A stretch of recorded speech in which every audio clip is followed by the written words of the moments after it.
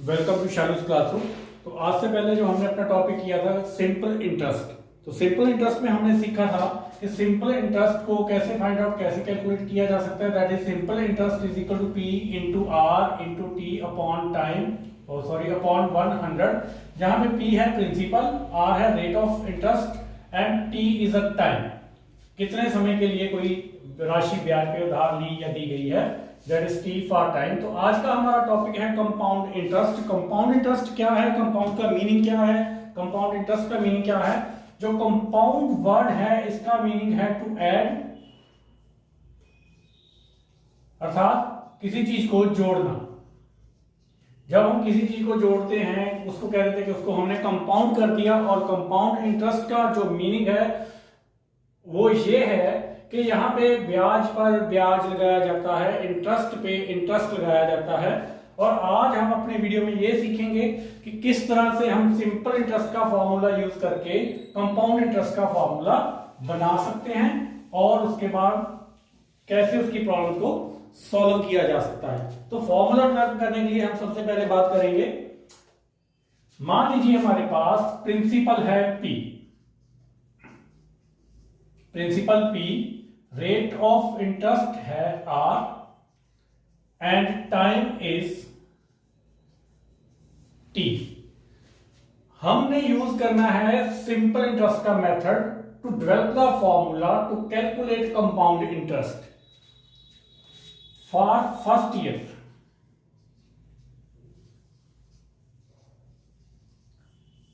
पहले साल के लिए तो यहां पे ध्यान देंगे, जब पहले साल की बात हो रही है तो t की वैल्यू 1 होगी। क्यों? क्योंकि ये पहला साल है।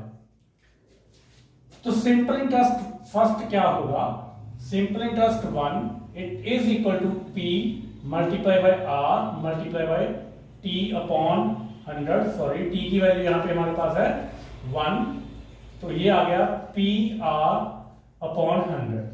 जाने के एक साल के बाद P पर जो इंटरेस्ट बनेगा, सिंपल इंटरेस्ट बनेगा, वो होगा PR अपॉन 100। एक साल के बाद जो अमाउंट होगी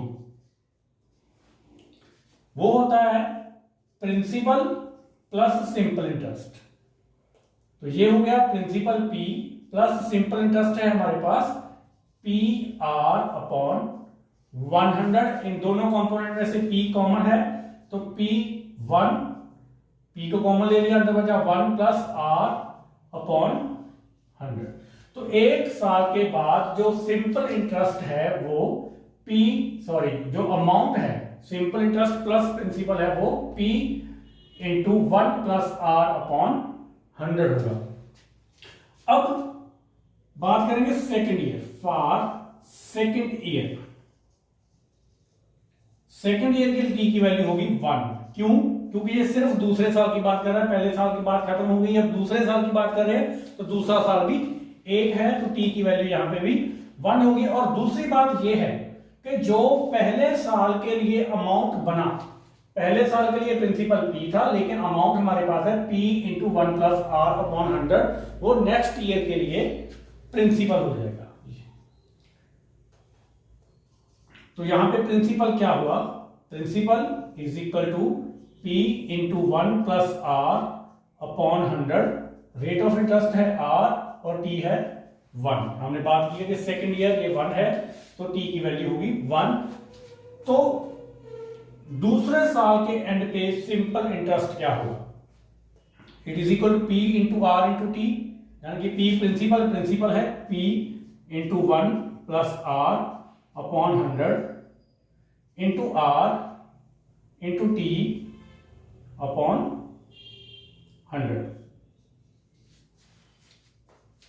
तो ये हो गया PR upon 100 into 1 plus R upon 100। इसको हम सॉल्व किया, P into R is PR upon 100 into 1 plus R upon 100। ये हो गया हमारे पास दूसरे साल के एंड पे सिंपल इंटरेस्ट।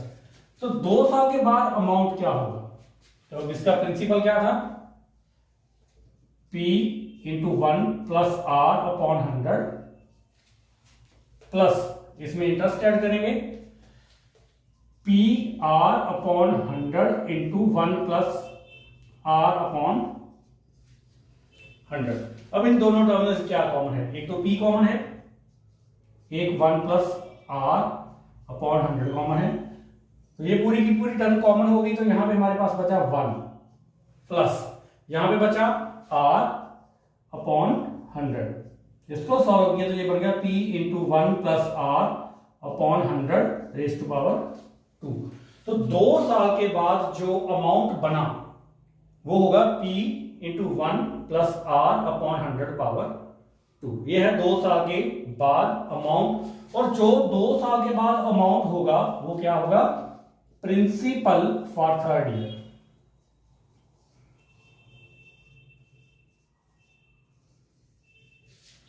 तो हम यहां पे बात करेंगे फॉर थर्ड ईयर।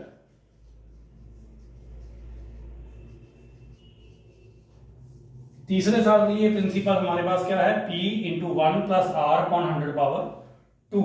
तो तीसरे साल के बाद हम सिंपल इंटरेस्ट की बात करें तो सिंपल इंटरेस्ट 3SI3 क्या होगा, principal p into 1 plus r upon 100 power 2 multiply by r into T की वैल्यू 1 होगी, क्योंकि ये तीसरा साल है, तीसरा साल मतलब थर्ड ओनली एक साल, अपॉन 100। तो ये होगा P R upon 100 into 1 plus r upon 100 power 2 इसका स्क्वायर। अब है अमाउंट, तीसरे साल के एंड पे जो अमाउंट होगा वो होता है principal plus simple interest. Principal है p into 1 plus r upon 100 power 2 plus P R upon 100 into 1 plus r upon 100 power 2। इसमें से क्या कॉमन है, इसमें से कॉमन है p into 1 plus r upon 100 power 2। यहां पे बचा 1 प्लस r अपॉन 100, तो ये बन गया p into 1 plus r upon 100 power 3। यहाँ पे बेस सेम है, मल्टीप्लाई करेंगे तो पावर ऐड हो जाएगी 2 plus 1 power it is equal to 3। तो ये है अमाउंट 3। तीसरे साल के बाद हमारे पास जो अमाउंट बनेगा इंटरेस्ट प्लस प्रिंसिपल बनेगा वो होगा p into 1 plus r upon 100 power 3। अब हम इसको जनरलाइज करेंगे, ध्यान से देखते हैं कि 1 साल के बाद हमारे पास अमाउंट क्या था, p into 1 plus r upon 100 power 1। अगर कोई पावर नहीं है तो पावर 1। 2 साल के एंड पे क्या हुआ, हमारे पास जो अमाउंट बना p into 1 plus r upon 100 power 2। अगर दूसरा साल है तो पावर 2 है, पहला साल है तो पावर 1 है, तीसरा साल है तो पावर 3 है। इसका मतलब ये हो गया कि अगर इसको हम ऐसे ही आगे करते जाएंगे, जब हमारे पास a t कह लो, t साल के बाद जो अमाउंट होगा इसको हम सिंपल a भी लिख सकते हैं, a t भी लिख दिया, तो ये होगा p into 1 plus r upon 100 power t। तो ये है फॉर्मूला टू कैलकुलेट अमाउंट। इस फॉर्मूला से डायरेक्टली हम अमाउंट फाइंड आउट कर सकते हैं आफ्टर जितने भी साल हमें दिए जाएंगे, 1 साल के बाद, 2 साल के बाद, 3 साल के बाद, 4 साल के बाद, तो हम इसको फाइंड आउट कर सकते हैं। अगर हमें कंपाउंड इंटरेस्ट फाइंड आउट करना है, कंपाउंड इंटरेस्ट, अगर हमें अमाउंट पता है, अमाउंट इज ए, और इंटरेस्ट फाइंड आउट करना है तो हम उसमें से माइनस कर देंगे principal. Compound interest it is equal to A minus P. तो ए की वैल्यू क्या है, p into 1 plus r upon 100 power t minus p। इन दोनों में से p कॉमन है, 1 plus r upon 100 power t minus 1। तो ये फॉर्मूला है कंपाउंड इंटरेस्ट कैलकुलेट करने का। इस फॉर्मूला को यूज करके हम कंपाउंड इंटरेस्ट फाइंड आउट कर सकते हैं, और जो फॉर्मूला 1 है इसको यूज करके हम अमाउंट फाइंड आउट कर सकते हैं। फॉर्मूला 2 है, इस फॉर्मूला को यूज करके हम कंपाउंड इंटरेस्ट फाइंड आउट कर सकते हैं। तो हमारे जो आज का ये टॉपिक था कंपाउंड इंटरेस्ट, हमने ये पहले ये सीखा कि कंपाउंड का मीनिंग क्या है। कंपाउंड का मतलब होता है किसी चीज को जोड़ना, जोड़ के इकट्ठा करना, और कंपाउंड इंटरेस्ट का मीनिंग है कि ब्याज के ऊपर ब्याज लगाना, मतलब अगर पहले साल का ब्याज है वो दूसरे साल के प्रिंसिपल में ऐड हो करके हम उसके ऊपर ब्याज लगाते हैं। तो हमने अभी ये कैलकुलेट करके मैंने आपको बताया है कि कैसे हम एक फॉर्मूला बनाया है कि कैसे हम अमाउंट फाइंड आउट कर सकते हैं और कैसे हम कंपाउंड इंटरेस्ट कर सकते हैं। तो अगर आपको ये वीडियो पसंद आया तो इसको लाइक, शेयर और चैनल को सब्सक्राइब जरूर करें, और हम आगे की वीडियोस में सीखेंगे कि इसकी जो प्रैक्टिकल प्रॉब्लम्स है वो कैसे की जा सकती हैं। Thank you.